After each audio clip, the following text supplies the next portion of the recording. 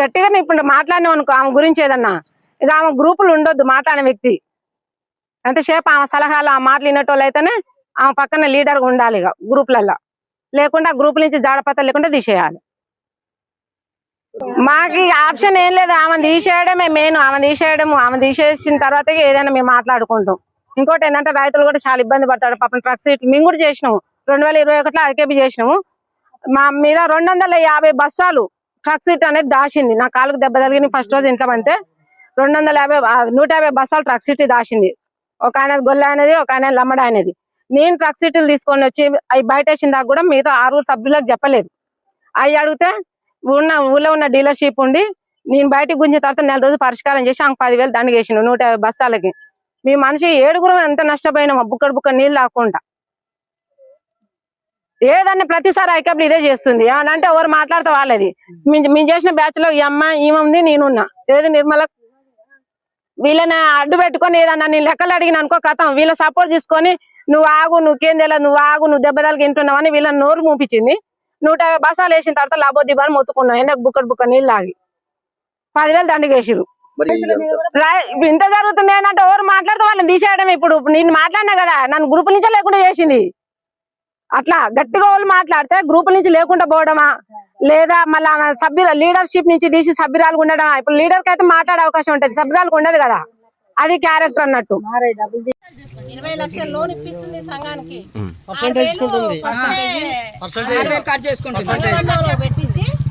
తర్వాత మా అకౌంట్ లో డబ్బులు కొట్టేస్తుంది.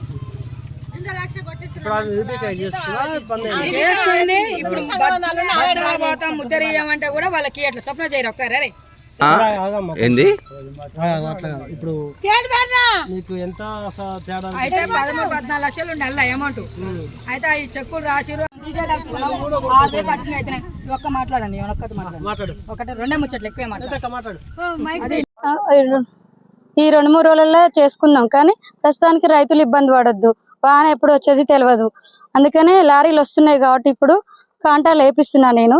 ట్రక్ సీట్లు మా చేతికి ఇచ్చి ముద్ర సమస్య ఉంటే ఆమె తప్పులు చేసి ఉంటే బయట పెట్టి ఆమె తీసేస్తాం. ఊళ్ళో చింత సరోజ వివికే మాకు ఇప్పుడు ముద్ర ట్రక్ సీట్లు ట్యాబ్ మా చేతికి. మళ్ళీ ట్యాబ్ కూడా గవర్నమెంట్ ఇచ్చింది కాదు, మా కమిటీ నెంబర్లో 7 కలిసి కొనుక్కున్నది.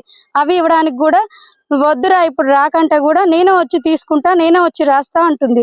ఆ సమస్య మాకు తీరాలి. ఇప్పుడు మెయిన్ రైతులతో సమస్య సార్. ఇది ఐకేపీ సెంటర్ది సార్. వాళ్ళు కూడా ఆమెను బొమ్మనే అంటారు ఐకేపీ సెంటర్ కి. వద్దంటే ఇంటలేరు వాళ్ళు కూడా. ఏమి ఇంటలేదు, వాళ్ళు ఇంటలేరు. దీనికి మేమేం చేయాలి? ఓన్లీ 6 ఉన్నాం. మాకు ట్రక్ సీట్లు ఇవ్వట్లేదు, ముద్ర ఇవ్వట్లేదు. దానికి మేమేం చేయాలి? బస్తాలకి ఈ రోజు పోవాలి. 5,000 బస్తా వస్తే అయిపోయింది. 4 లారీలు పోయినాయి. మరి రేపు బస్తాలు వేయడానికి లేవు. రైతులు ఆగితే మళ్ళీ ఇబ్బంది రైతులతోని. ఇప్పుడు లారీ నింపి ఉంటది కాబట్టి ట్రక్ సీట్ మాకు రాసి పంపించడానికి ఆమె అయితేనే రాస్తా అంటుంది, మాకు ఇవ్వట్లేదు. వద్దన్నప్పుడు వినట్లేదు. దానికి మీరే ఈ విషయంపై పై అధికారులు స్పందించాలని కోరుకుంటున్నాం. ఒక కమిటీ సభ్యురాలుగా మాట్లాడుతున్నాం. 4 సంవత్సరాల కింద ఐకేపీ సెంటర్ చేసినాం. ఆనకాలం 8 మంది ఏసంగి 7 చేసినాం. మా దాంట్లో ఒక చేయలేదు. ఆ రోజు సార్ మాకు సంఘబంధం ఇట్లనే వాళ్ళందరూ పోటీ వస్తే చేయని వాళ్ళు చేయాలని అన్నారు. మేము పోయినాక ఏం చేసిందామో మాకు కమిషన్ డబ్బులు వచ్చినాయి సార్. మాకు కమిషన్ డబ్బులు వచ్చినాక మాకు 3,50,000 రూపాయలు మాకు వచ్చిన కమిషన్. మేము చేసిన కష్టానికి 3,50,000 రూపాయలు శ్రీనిధికి ట్రాన్స్ఫర్ పెట్టింది. మాకు ఆ బ్యాండులు చూపించలే. మాకంటే ముందు చూపించిన వాళ్ళకు చేసిన వాళ్ళకి వచ్చినాయి, వెనక చేసిన వాళ్ళకి వచ్చినాయి. మాకు రాలే. అవి ఎక్కడ పోయినాయో మాకు తెలియదు. 3,50,000 వస్తే 3,24,000 రూపాయలు మాకు ఇచ్చింది చేతికి. 3,24,000 రూపాయలు ఇచ్చి ఏసంగి మా సెంటర్ లో తను లేదు, వానకాలం చేసిర్రు. ఒక మనిషి క్యాండిడేట్ తప్పుకుంటూ ఏసంగి నేను వస్తా అంటే మేము రానియలేదు సార్. రానియకపోతే ఆ ప్లేస్ లో చింత సరోజ, మాకు చదువు రాదు మా కమిటీలో ఉన్నోళ్లకు, ఒకళ్ళకు చదువు వస్తుంది. నేను ఆ రోజు లేను. ఆమె చింత సరోజ అని ఇక్కడ పేరు రాసుకుంది. మా కమిటీలో పేరు పని చేయలేదు, ఇక్కడ రాసుకుంది వివోలో ఉండాలని. సంఘబంధం అకౌంట్ లో మేము అన్నాం ఆ రోజు 26,000 రూపాయలు ఆపుతున్నాం అంటే మా పైసలు ఉన్నట్టుగా ప్రూఫ్ అన్న మాకు కావాలి. 26,000 రూపాయలు ఉంచుతున్నావు కాబట్టి మాకు ప్రూఫ్ కావాలంటే ఆ రోజు రాసిచ్చింది. రాసిచ్చిన రోజు నేను లేను, లేకపోతే పక్కన ఉన్న మనిషికి రాసిస్తే ఆమె తెచ్చిస్తే అదే యథావిధిగా ఇప్పుడు ఒక 4-5 సంవత్సరాలు అవుతుంది. అది తీసుకొచ్చి ఇక్కడ దాచిపెట్టినాక వివోకు పోయినాయి సార్ ఆ డబ్బులు. వివో అంటే ఎవరు? తను సంఘబంధం అకౌంట్లో లేవు. వివో అంటే మాకు ముద్దరు ఇవ్వకపోతే ఇప్పుడు ఐకేపీ సెంటర్ చేసేటోళ్లకు టక్ షీట్లు రాస్తందుకు గానీ ఐకేపీ సెంటర్ కు ముద్దరు ఎట్లా కావాలని వాళ్ళు ఎట్లా కోరుతుర్రో ఆ రోజు మాకు ఇవ్వకపోతే అదే నల్ల నాగయ్య సర్పంచ్గా గెలిచిండు. గెలిస్తే మేము ఆయనను ఒక్కరోజు వచ్చి సెంటర్లో నిలబడి మేము 4 రూపాయలు ఇస్తామని చెప్పి సర్పంచ్ గారిని తీసుకుపోయి మేము ఆ ముద్దరు అడుక్కొచ్చుకున్నాం. ఆ 4,000 రూపాయలు ఇచ్చినాం. ఆయన కూడా వివోకు 26,000 రూపాయలు కొట్టుకుంది. 26,000 రూపాయలు కొట్టుకు వివో అంటే ఎవరు? ఆమెగా, తనేగా. మాతో పాటు పని చేయలే, వానకాలం చేయలే, ఏసంగి చేయలే. వానకాలం ఏసంగి మేము 2 కార్లు వానకాలం నెల ఏసంగి నెల కష్టపడి ఎండల బుగ్గిలో చేస్తే మా డబ్బులు ఎట్లా తీసుకుంటది? మాతో పాటు పని చేయలే. ఆమె చింత సరోజ నా కాడ ప్రూఫ్ ఉంది. ఇది తప్పు కాదా, ఇది ఫ్రాడ్ కాదా? అధికారులకు చూపించినాం. చూపిస్తాం అన్న ఏమన్నారు పెద్దలు, గ్రామ పెద్దలు, ఇప్పుడు వివోలో ఉన్నాయంటే ఆమె కానుంచి ఇవ్వాలంటే కమిషన్ మీరు తీసుకురమ్మంటే కమిషన్ తీసుకున్నాం. మాకు వచ్చిన కమిషన్ 3,24,000 ఆమెకు రూపాయి ఇవ్వలే. 4,000 రూపాయలు మేము సంఘబంధానికి ఎట్లా 10,000 ఇచ్చి జాయిన్ అయినామో అట్లనే మనిషికి 500 ఇచ్చి ఆమె వదిలించుకోవాలని వదిలించుకున్నాం. కానీ 26,000 రూపాయలకే మేము కొట్లాడుతున్నాం అని గ్రామ పెద్దలను అడిగితే గ్రామ పెద్దలు అంటారు ఆమె దిగిపోయింది. ఆమె దిగిపోయినందుకు అధ్యక్షురాలు ఎవరు ఉన్నారో వాళ్ళ కాడికి పోయి పెట్టించుకోండి. మీరు మీ కాడ కాగితాలు ఉన్నాయి, మీరు అమ్మిన కింటాలు ఉన్నాయి మీ దాంట్లో అంటే నేనుండనగా సరే మేము అమ్మిన కింటాలు ఉన్నాయి. 7గురికి లేని బాధ్యత నీకు ఒక్కదానికి ఎందుకు అంటే నాతో పాటు 7గురు ఇప్పుడు వస్తురు, ఆ రోజు రాలే.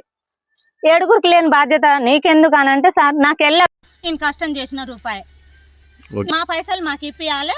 తను మాకు ఏ విషయం కూడా మాకు చెప్పట్లే. ఊరు సమస్య అందరి సమస్య నా సమస్య.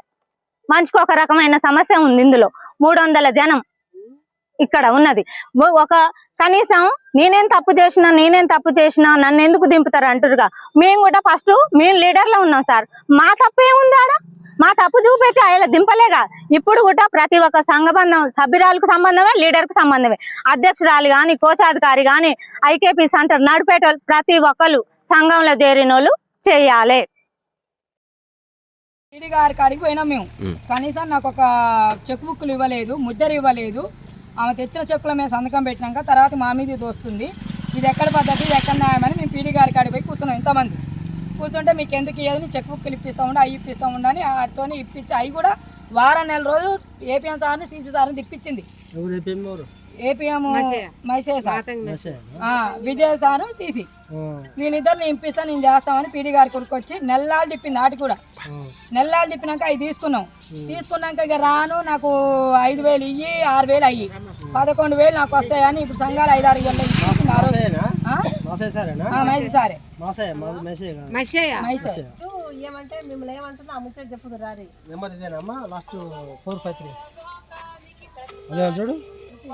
ఏం సంగతో తెలియదు కానీ ఇంకా నేను దిగుతా మీరు ఎక్కువ నువ్వు ఎక్కువ నా ఇంటి చుట్టూ తిరగడం జరిగింది. సర్లే ఈసారి మా క్యాస్ట్ కూడా కావాలి, ఒకసారి చేసి చూద్దాం రెడీ అయితే ఒకసారి చేసి చూద్దాం అన్నట్టుగా నేను కూడా ఉంటా అని పోయినా ఆడ 10 మందిలో మాట్లాడడం జరిగింది. ఎప్పుడు బీసీ వాళ్ళకు ఎస్టీ వీళ్ళకే వస్తున్నాయి కదా, మాకు కూడా ఒక ఛాన్స్ ఇచ్చి చూడనగా కొట్లాడినాం. జనరల్కి ఇవ్వని కొట్లాడితే సరే చేయరన్నారు. చేయరంటే ఆమె ఏం చేసింది 9 ఏళ్ళ నుంచి అధ్యక్షురాలకు ఈబీక చేసింది. నా కాడికి వస్తారు చిట్టీలు వేయడం మొదలుపెట్టింది. అంటే ఈమె ఏంది ఈమె ఆలోచన ఎట్లా నేను చెప్పినట్టు ఉంటేనే ఓన్లీ నాతో పాటు 5 ఏళ్ళు 10 ఏళ్ళు ఉంటుంది. తర్వాత కొన్ని అడ్డం తిరిగినప్పుడు చూద్దాం.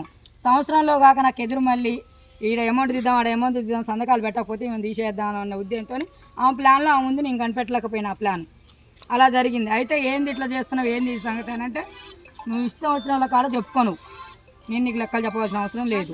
ఈ నా ఆదాయం నా ఏమంటుంది ఉన్న అప్పుడు 9 ఏళ్ళలో వీళ్ళకి అమౌంట్ పోవాలి, నువ్వు చెక్కుల మీద సంతకం పెడతావా పెట్టవా అని నా దగ్గరికి ఇంటి దగ్గరికి వచ్చి మా ముగ్గురితో పెట్టించుకోవడం జరిగింది. కార్యదర్శి పోదర్శి కానీ నాతో ముగ్గురితో సంతకాలు పెట్టించుకుంది.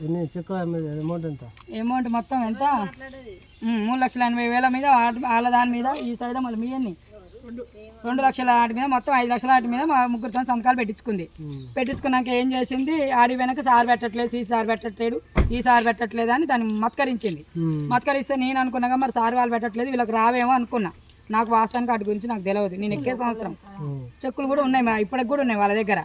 అయితే తర్వాతకి ఏం చేసింది వీళ్ళు బిర్రుగా ఎగబడతారకే నాకేం సంబంధం, వాళ్ళు పెట్టిన చెక్కులు వాళ్ళని పోయి అడుగుపోరి, వాళ్ళు ఎకరాలు అమ్మిస్తారా వాళ్ళ ఇంట్లో అమ్మిస్తారా వాళ్ళని అడుగుపోరని మా ఇంటి మీద డబ్బులు మీరు తేలే. రాజీ అయిపోతే అలానే ఉంటాయి కదా, అలానే ఉన్నాయి. మరి మీరు ఎందుకు అమ్మేయాలి? అనడం వచ్చానా నన్ను అంటారు ఏంది, మీరు పోయి ఆమెను అడుగుపోరు, ఆమె ముగ్గురు సంతకాలు పెట్టే కాబట్టి వాళ్ళ ముగ్గురు నిలైపోరు అంటే వాళ్ళ ముగ్గురు వచ్చి కూడా మమ్మల్ని నిలయడం జరిగింది. జరిగితే వాళ్ళకు కూడా తెలిసిన పరిస్థితే, ఎందుకంటే 9 ఏళ్ళ నుంచి వాళ్ళు చేసారు. 1 సంవత్సరంలో నేను ఎక్కిన జాబట్టికి దానికి అంత అవ్వని మాకు తెలియదు. నా ఆధీనంలో ఉండే జాబట్కి వాళ్ళకి అమౌంట్ పోవాలి, మీరు పెడతారా పెట్టరా అని ఫోర్స్ చేస్తే నేను పెట్టడం జరిగింది. ఆ రోజు మాకు 14-13 లక్షలు ఉన్నాయని చెప్పింది. అయితే అది అయిపోయినాక 6 నెలల కింద పీడీ గారికి అడిగిపోయినాం. వాస్తవానికి నాకు ఒక ముద్దరు ఇవ్వలేదు, చెక్ బుక్లు ఇవ్వలేదు, అన్నీ ఆ దగ్గర ఉన్నాయి. దీని మీద సంతకం పెట్టంటే పెట్టడం వరకే నేను. అయితే ఇక ఆ మాట వరకు ఆమె అన్నాక ఏం చేసినా సార్లు అనుకున్నా పీడీ గారి కాడికి అందరం కూడా పోయినాం. 6 నెలల కింద పీడీ గారు ఉన్నప్పుడు ఆమె అసలు మాకు వద్దు అన్నట్టుగా మేము పోతే, అసలు ఏందమ్మా అట్లా ఒకసారి మాట్లాడుతున్నారు, మీరు 30 మంది సంతకాలు తీసుకురారి అట్లా రాదు ఇట్లా రారి అనడం జరిగింది. జరిగితే ఆ సార్ కూడా ఇక కలెక్టర్ దాకా పోనీయకుండా ఈ రాజకీయ నాయకులు ఉంటారు కదా, వాళ్ళు ఇక ఇక్కడిక్కడనే ఆఫ్ చేసిరు. ఆఫ్ చేసినాక వాళ్ళు ఏం చేసి నేను ఐకేపీ పోను, ఓన్లీ సంఘాలను నడుస్తాను ఆడ ఒప్పుకొని వచ్చినాక మన వానకాలం ఏం చేసింది, వాళ్ళకి తెలియదు నేను చూపిస్తా అని పోయింది. అట్లనే కంటిన్యూస్ అయింది. అలా అయిపోయినాక ఇప్పుడు ఏమంటారు, మాకు అన్ని తెలుసు, నువ్వు ఇళ్ళకి రావద్దు, నీకు సంఘాలలో అమౌంట్ తీసుకుంటావు నెల జీతం, మళ్ళీ నువ్వు ఇళ్ళకి వచ్చి మళ్ళీ ఇలా వాటా తీసుకుంటున్నావు, నువ్వు వద్దు మేము చేసుకుంటామని. అది సూర్యాపేట జిల్లా కేసారం గ్రామం. నా పేరు పంత నాగలక్ష్మి. నేను గత 15 సంవత్సరాలుగా గౌతమ్ గ్రూప్ లో ఫస్ట్ లీడర్ గా లీడ్ చేస్తున్నాను. ఇలాంటి ప్రాబ్లమ్స్ వచ్చినప్పుడు ఏదున్నా నేను అవతల వ్యక్తి ఇతర వ్యక్తి అని చూడకుండా మొహమాటంగా చెప్పేస్తాయి ఎక్కడైనా ఎవరి దగ్గరైనా. అదొకటి నాకు మైనస్ అయిపోయింది. ఇంకోటి ఏంటంటే మొన్న రీసెంట్ గా మేము పొదుపు ఎత్తుకోవాలి, ఒక 5 నిమిషాలు అర్ధగంట ఆగురంటే ఆకుండా తీసుకొని పోయి 9 మందిని వీబీకే. తను ఫస్ట్ లీడర్ హైదరాబాద్ ఉంటుంది సారు, వాళ్ళకి ప్రతిసారి లోన్కి ఇబ్బంది అవుతుందని సార్ వాళ్ళతో అబద్ధం చెప్పి సంతకాలు నా ప్లేస్ లో వాళ్ళు పెట్టి సంతకాలు పెట్టించి 2 లక్షలు మా పొదుపు ఉంటే అది అప్పుల్లో డ్రా చేయించింది. ఆ విషయం నాకు చెప్పలేదు. పెద్ద బతుకమ్మ రోజు CC sir Bhanu sir phone చేసి పిలిస్తే నేను పోయిన తర్వాత అప్పుడు కూడా నాకు ఇల్లు ఉన్న పొదుపులు ఉన్న డబ్బులు అల్లేసారని చెప్పలేదు. సార్ ఉండి ఏందమ్మా ప్రాబ్లం అంటే, పోతే ఇద్దరం పోతాం సార్, ఉంటే ఇద్దరం ఉంటాం లీడర్ గా, నన్ను తీసేసి ఎర్రటోళ్ళని ఎట్లా పెడతాను సార్, నేను ఏం తప్పు చేసినా అని అడిగితే సార్ కూడా ఉంటే ఇద్దరు ఉండాలి, పోతే ఇద్దరు పోవాలి, అమ్మ ఒకరిని తీసి ఒకరు ఎట్లా పెడతామని బీబీకి అని అడగడం జరిగింది. తర్వాత ఊళ్ళో పరిష్కారం చేసుకొని ఇద్దరిని తీసి కొత్త వాళ్ళని పెట్టి తీసుకొని రా అని చెప్పడం జరిగింది. ఇక వచ్చిన తర్వాత సెకండ్ లీడర్ని తీసుకొని సర్పంచ్ కాడికి, అధ్యక్షురాల కాడికి, కార్యదర్శి కాడికి, కోశాధికారి కాడికి, ఫస్ట్ లీడర్ల కాడికి అందరి దగ్గర తిరుగుతుంది. ఆమె నుంచొద్దని అంటారు, ఆమె తీసేయాలంటారు, అందరి దగ్గర తిరిగింది. ఈ విషయం నాకు తెలియదు. ఎంతసేపు మాట్లాడి పంపించమన్నారు కదా సారు, ఈమె పిలుస్తుందేమో అని 6 నెలల దాకా వెయిటింగ్ చేసినాం మేము. అంటే నేను మళ్ళీ ఏదో కొత్త గ్రూప్ చేసుకున్నా కూడా దాని మీద తీర్మానం రాయలేదు, దానికి సంతకం పెట్టట్లేదు. నువ్వు కొత్త అకౌంట్ తీస్తే మిగతా గ్రూప్ ఎవరు తీయనియొద్దు అని అంటారు. అది ఎందుకు తీయరు? నన్ను అల్ల ఉంచకుండా ఇళ్ళ ఉంచకుండా నన్ను మొత్తం ఇక పొదుపులో ఉంటే నేను వ్యతిరేకంగా ఉంటా. దేనికి అన్ని రూల్స్ మాట్లాడడం, లెక్కలు అవన్నీ అడగడం లాంటివి చేస్తా. ఈ ఎన్నాళ్ళు ఉన్నాయి, ఇది నాకు ముప్పు. ఇంకోటి ఏంటంటే ఆమె బీబీకే ఉన్నప్పుడు ఆమెకు పోటీగా నేను పోయినా ఎగనిస్ట్ గా. అయితే ఆమె 5 సంవత్సరాలు చేసిన తర్వాత ఆమె తీసి నేను పెడతామని నన్ను అన్నారు. మొన్న రీసెంట్ గా వానకాలం అయిపోయేటప్పుడు కూడా ఆమె తీసేసి 4 లక్షలు పెడతామని అన్నారు.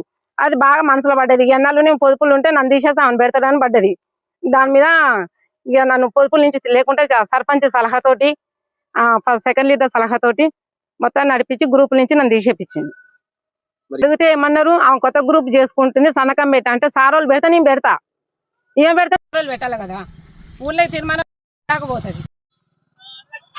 ఇంతవరకు చేయాలి, ఇప్పుడు 3 నెలల నుంచి ఆపుతుంది.